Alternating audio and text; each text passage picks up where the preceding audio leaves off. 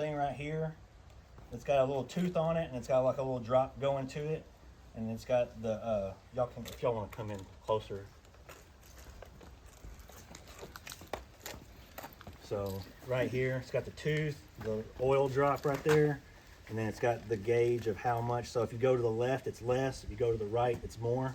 And so that is right there. And so you can adjust that. I mentioned that because I know a lot of y'all one day will have saws bouncing around back of your truck or in your back seat, and they tend to come from the factory pretty wide open, maybe sometimes too much, and you'll just leak bar oil all in your truck. And you're like, there's nothing wrong, the cap's not open.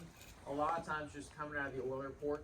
I'm not saying close it all the way down and shut it, because then the saw's gonna run dry and that's not good either.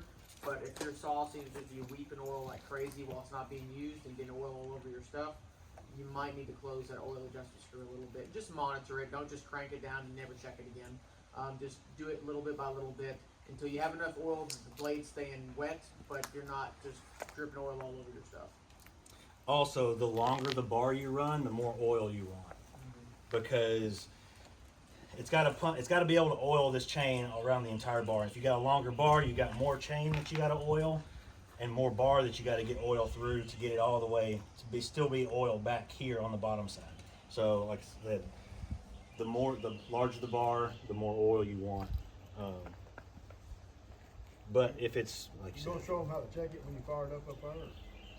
check though, yeah, we can do that when we